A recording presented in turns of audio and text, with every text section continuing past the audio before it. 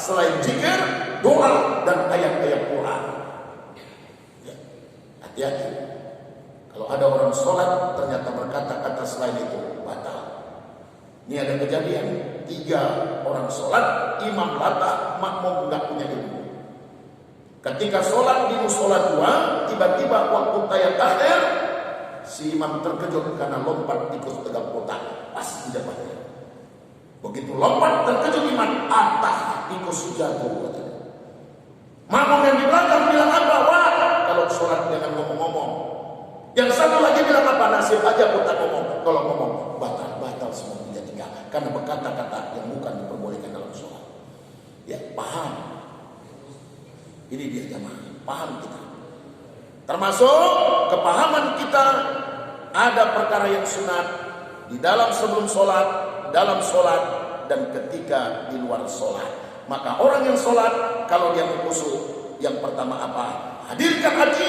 Yang kedua itu adalah apa? Tafahum, kepahaman kita tentang sholat tersebut. Kepahaman ini perlu kita latih terus dan kita asah dalam belajar ilmu pengetahuan. 2. Kemudian yang ketiga, sholat itu akan menggapai khusyu' ketika apa yang ketiga jamaah? Roja'ah. Apa itu? Pengharapan kita hanya kepada Allah. Roja'ah, rasa harap kepada Allah munculkan ketika sholat. Allah yang memberikan kerajaan, Allah yang mencabut kerajaan, Allah berkehendak atas segala sesuatu. Innaka ala kulli syai'in qadir. Kita hanya berharap kepada Allah, jangan kepada manusia. Seperti anak-anak muda yang sedang ikut dalam tes ini, harap kepada Allah. Kita hambakan diri kita hanya kepada Allah, bukan kepada manusia. Yakinlah sholat itu akan khusyuk, roja'ah. Yang keempat, sholat itu pasti akan khusyuk ketika apa jamaah?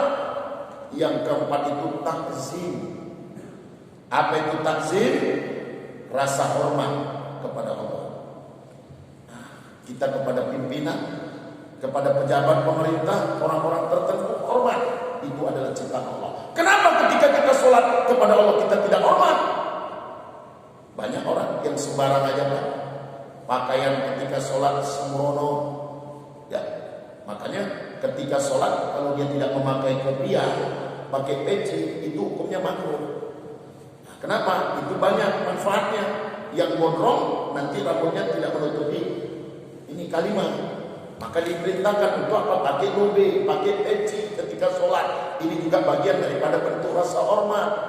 Rasa hormat hanya kepada Allah. Ketika sholat hadirkan. Ini Bapak Ibu, takzim. Apalagi ketika menegakkan ibadah sholat, munculkan yang kelima apa? Haibah. Apa itu? Rasa takut hanya kepada Allah. Ya, ketika kita beribadah, ketika kita melakukan aktivitas kehidupan dunia, takut hanya kepada Allah. Banyak orang yang takut Pak gara-gara corona. Ya, ini ciptaan Allah.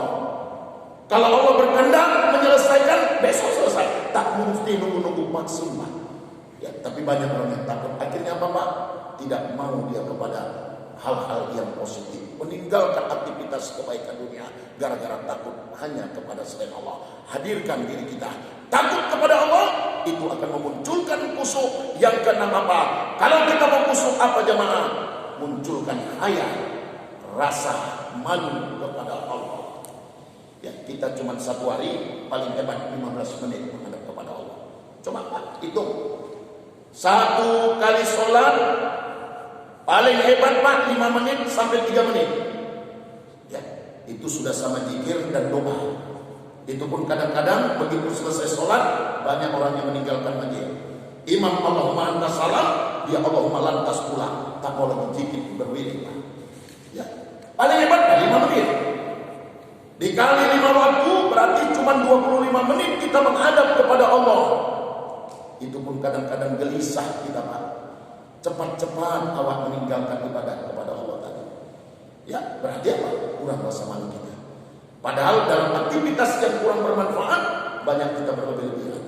Ibu-ibu kadang-kadang pegang remote bisa satu harian Pak nonton di Indonesia.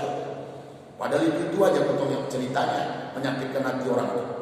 Tapi pas sekali mereka satu hari menontonnya. Ya. Nonton sinetron di ANTV satu harian. Tapi ketika menghadap kepada Allah, kita tidak ada rasa malu, kita buru-buru, Pak. Nah, munculkan rasa malu hanya kepada Allah. 6 poin ini, Pak. Ketika umat Islam menyadari menuntut ilmu agar sholat bisa menggapai qasyiun yang akan mengantarkan dia menjadi pewaris surga firdaus kekal selama-lamanya, maka ini perlu, Pak, proses dalam menuntut ilmu pengetahuannya. Maka 6 poin hadirkan ketika sholat, insya Allah, Pak, sholat akan menggapai qasyiun. Apa tadi yang pertama? Hudurul qalbi, hadirkan hati ketika beribadah hanya semata karena Allah. Kemudian apa yang kedua? Tafahum, kepahaman kita dengan ibadah yang kita lakukan, termasuk sholat. Apa arti sholat secara syariat? Kedua, ketika kita menegakkan ibadah sholat, munculkan roja'ah. Apa itu? Rasa harap kepada Allah. Allah yang akan mengangkat derajat kita, memuliakan kita semua. Harap hanya kepada Allah. Yang keempat apa? Munculkan takzim. Apa itu? Rasa hormat. Yang kelima apa? Munculkan yang dinamakan haiba, rasa takut kepada Allah. Munculkan haya, rasa malu. Ketika 6 poin ini selalu kita pelajari, Pak, dalam ilmu pengetahuan bagaimana menuju sholat qasyiun. Terus kita asa-asa yakin, Pak, sholat kita akan memunculkan kepada sholat terbaik, itulah yang dinamakan sholat qasyiun, dan akan mendapatkan alladzina yarisunal firdaus hum fiha khalidun, pewaris surga firdaus, dan dia pun akan kekal selama-lamanya. Maka peningkatan ilmu pengetahuan teruslah kita lakukan agar kita menjadi faqidun, orang yang mendapatkan kemenangan. Sampai di sini mungkin ada yang ingin bermuja-muja sedikit, silakan. Ya, silakan kalau ada yang mau bertanya. Ya, saya padakan. Kalau ada yang mau bertanya, silakan. Ya, silakan. Ada 3 pertanyaan, Ustaz. Boleh, Pak. Selama ini kan kita sholat itu gini, Ustaz. Ada saya dengar juga. Kalau sholat itu tidak boleh 3 kali gerakan. Ya. Nah, yang pertama ya. Terus yang kedua, Ustaz,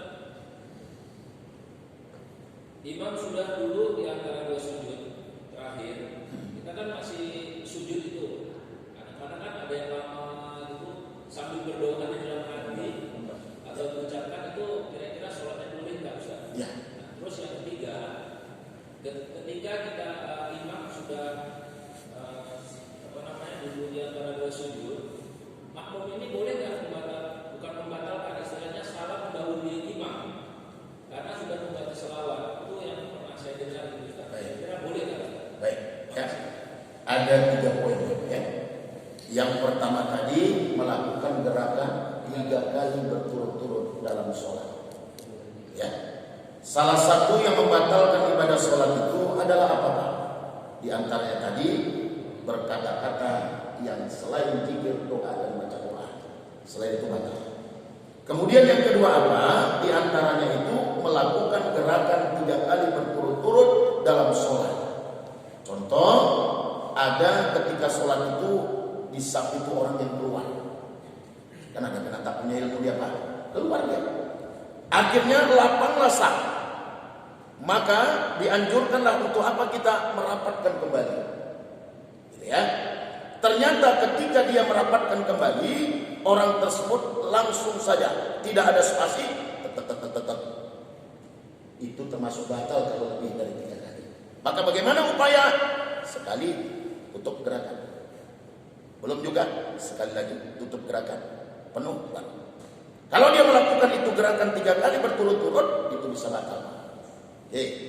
Mana lagi yang sering kita banyak orang bergerak ketika pada tahiyat membaca kalimat asyhadu alla ilaha illallah, ada orang, maaf, yang dia itu bergerak seperti ini. Ada tak? Nah, dalilnya mereka ada. Yang mengamalkan itu ada dalilnya. Cuman perkaranya ini kan gerakan. Apa hukumnya nih? Dalam pandangan Syafi'i tidak seperti itu, cuman mengangkat. Itu yang dianjurkan, mengangkat, bukan menggoyang-goyang. Tapi dalam pandangan yang lain ada yang mengatakan goyang-goyang. 7 petala langit, 7 petala bumi, Allah yang tahu. Dia memanfaatkan itu. Ya itu silakan saja. Tapi yang kita pandang hukumnya apa, Pak? Perkara perkara goyang ini Pak. Ya, maka karena ini yang bergoyang adalah anggota kecil, itu tidak digolongkan batal. Tapi kalau anggota besar yang bergoyang, batal. Mana anggota besarnya? Tangan ini. Nah, kalau bergoyang-bergoyang ini jelas saja. Contoh, sekali waktu kita digigit nyamuk. Rakaat pertama dapat imam lagu Jawa. Waduh, ini rakaat pertama sholat isya pula. Kalau ditunggu ini nggak tahan, gigitan nyamuk sudah membuat gatal. Bolehkah ketika itu kita menggaruk? Boleh Pak. Angkat sekali tangan besar, kemudian ini yang menggaruk-garuk seperti ini. Ini tidak digolongkan batal, cuman bisa jatuh makruh. Walaupun itu sekali dibolehkan. Ya Pak ya. Jadi 3 kali gerakan secara anggota besar itu jelas adalah membatalkan sholat. Jaga dari gerakan-gerakan tersebut dengan ilmu yang kita pelajari. Satu. Yang kedua tadi apa Pak? Imam sudah Ya. duduk di antara. Oke. Nah, jadi setelah selawat itu, makmum bisa nggak salam mendahului gitu Ustaz? Ya, baik ya. Ketika imam sudah dalam keadaan duduk tahiyat akhir, bolehkah makmum mendahului imam? Gitu Pak ya? Ya, salam mendahului. Dengan alasan apa Pak? Alasan dia mau membatalkan Oh. buat angin gitu. Iya, kalau memang ketika itu dia sudah batal wudunya, ya Pak ya, atau dia sudah tidak mampu lagi, gitu Pak ya, maka pada saat duduk itu memang diperbolehkan Pak untuk membatalkan lebih dulu. Pada saat duduk, ya membolehkan. Kenapa? Karena sudah batal, ngapain ditunggu lagi imam? Dalam keadaan duduk itu termasuk etika yang keluar dari sholat. Etika itu. Maksudnya ini Ustaz, setelah membaca selawat itu bukan termasuk rukun sholat. Ya, oh ya, baik. Itu yang maksud saya begitu, bukan biar batal ya. Baik ya. Ketika dalam sholat itu yang mana termasuk rukun ucapan, di antaranya tadi selawat kepada Nabi Muhammad. Ya. Kemudian apa? Karena kita berimam, tentunya komandonya kan imam. Nah, terkecuali kita sholat sendirian. Begitu kita merasa tidak tahan lagi Pak, cepatkan Allahumma sholli ala sayyidina Muhammad. Kemudian apa Pak? Salam yang pertama, sudah bisa kita meninggalkan sholat. Tapi karena konteksnya ini kita berada dalam posisi kepada imam, ya tak boleh lagi. Kalaupun batal ulang lagi. Kenapa? Sholatnya masih diulang lagi atau? Ulang Pak. Sama dengan maaf ya, ibu-ibu yang datang haid. Puasa dia Pak, tinggal 1 menit lagi mau buka. Tahu-tahu datang tadi Pak, dia tak terhitung juga. Cuman pahala tetap dapat.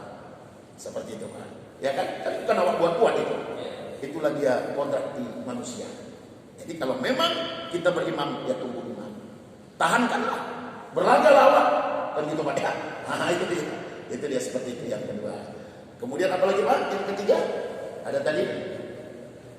Oh begini kan yang ketiga, ketika sujud terakhir, imam sudah menyatakan duduk di antara dua. Ya, ya. Kan ada makmum itu yang lama. Terlalu lama. Lama terus. Iya. Imam sudah menyatakan duduk gitu. Iya. Gimana punya? Ketika seorang imam sudah masuk kepada rukun terakhir dalam pengerjaan penyelesaian sholat duduk tahiyat akhir, maka seringkali kita melihat ada makmum-makmum yang berlama-lama waktu sujud. Ya, standarnya itu kan 3 kali Pak. Subhanallah, Rabbil a'la wa bihamdi 3 kali saja Pak. Itu standar Pak. Apalagi kita sholat sebagai imam, kita tak boleh terlalu lama-lama.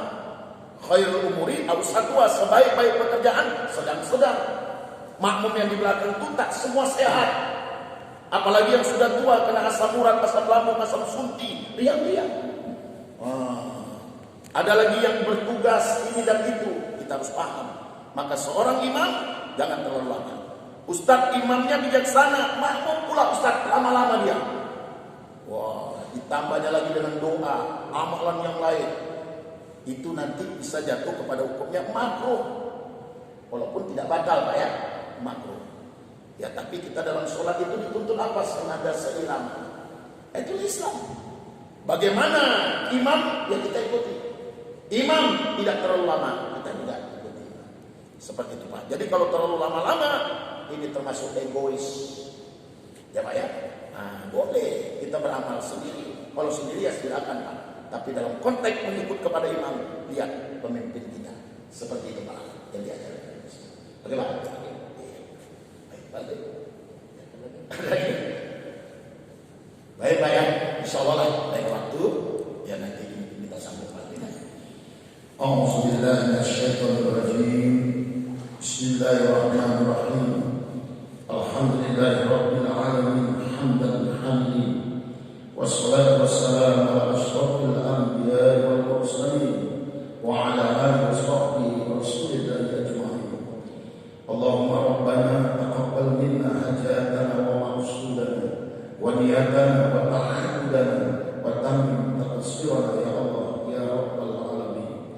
Allahumma zidna 'ilman nafi'an wa 'amalan shalihan wa rizqan halalan thayyiban wasi'an jamilan mubarakan.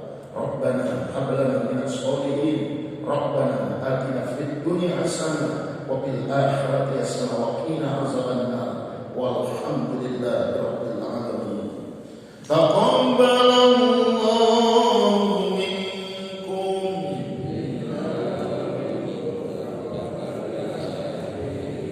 Terima kasih kami ucapkan kepada Ustaz melalui acara SPD yang menyampaikan dosen kita bersama. Mudah-mudahan apa yang saya sampaikan tadi dapat menjadi iktibar, dapat menambah pengetahuan ilmu kita untuk kita amalkan untuk mencapai kesalahan kita apa kita kepada Allah Subhanahu Wa Taala. Demikianlah acara kita pada pagi ini. Saya sebagai acara mohon maaf atas kekurangan. Bila taufiq wal hidayah. Assalamualaikum warahmatullahi wabarakatuh.